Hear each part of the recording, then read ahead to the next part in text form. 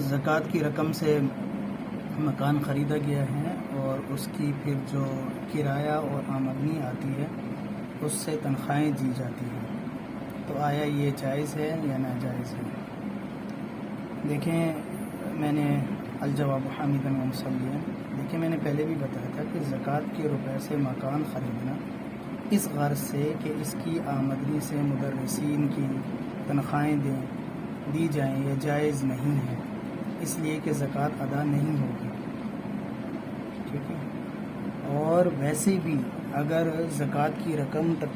تملیک سے پہلے اگر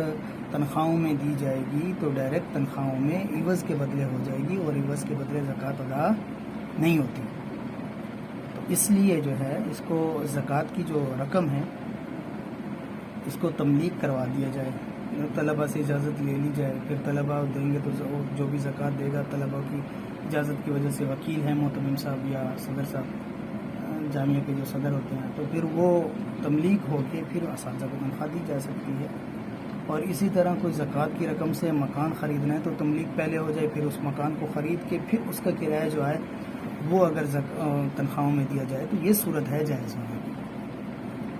ڈائریکٹ زکوٰۃ کی رقم سے بغیر تملیک کے اگر مکان خریدا جائے گا تو خریدنے کے بعد پھر جو ہے اس کی کرایہ اور اس کی آمدنی جو آ رہی ہے وہ تنخواہوں میں دی جائے گی، تو یہ جائز نہیں ہوگا، اس کو ذرا اچھی طرح سمجھ لیں۔ واللہ عالم بالصواب۔